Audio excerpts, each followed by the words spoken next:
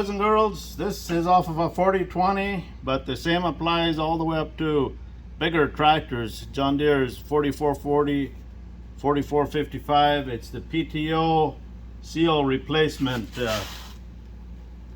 got to take this snap ring out and bump this bearing out. I will proceed to show you how I do it. I did a previous video, but I found some new ways to do it, so please look at this one.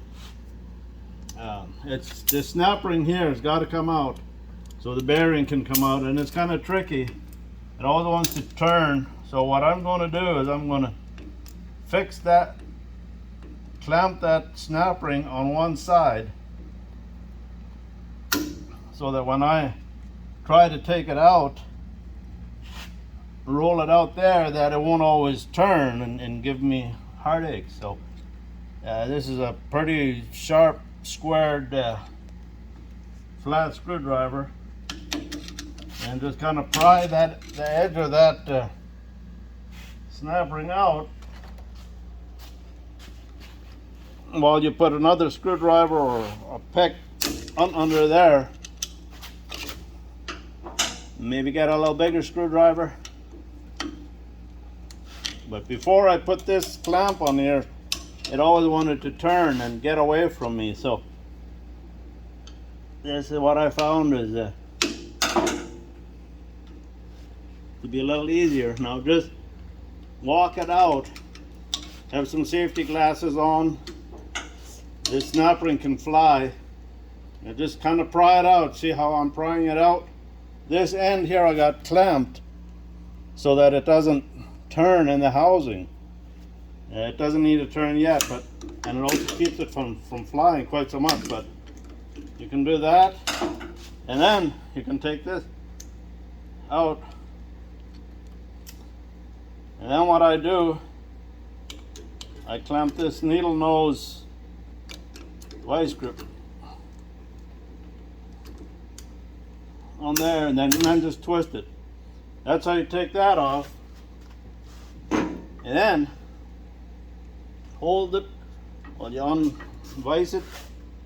Now you want to tap this whole bearing and shaft assembly out this way. So you go like this. And this here, you don't need to take this off. This snap ring, if this bearing is good and this shaft is good, you do not need to take this snap ring out ever.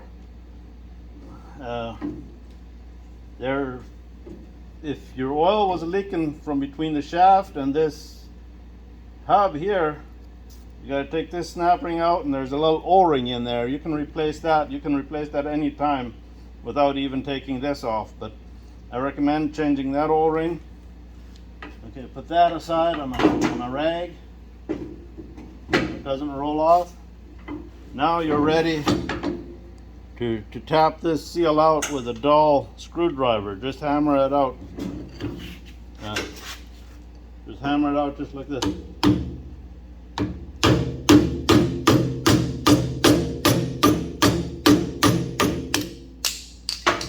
There it is. Now clean it all up and tap the seal back in from this side that way.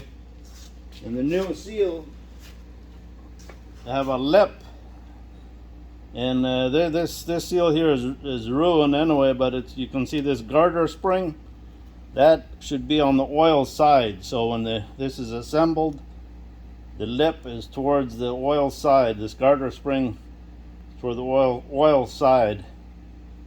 Just tap it in there like that. Be careful not to damage this. A lot of times I clean this old seal with a little bit and use it as a driver to put the new seal in.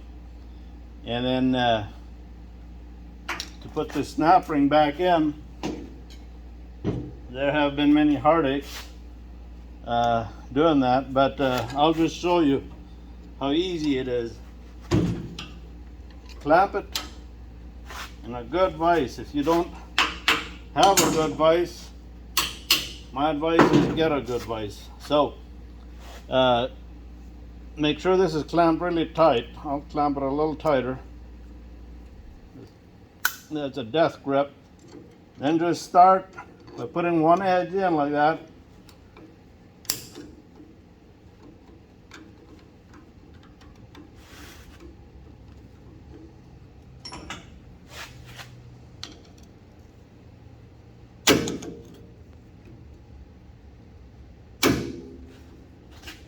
There you go. Now as soon as I let go of this, it'll pop in. But since I don't have the bearing in yet, I don't want to waste that good stuff. I could do it, but there's enough room between here and that bearing. Maybe I should have clamped this on a little further here.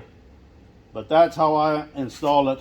That's the easiest way I've found after many years of struggles with this threaded seal replacement. But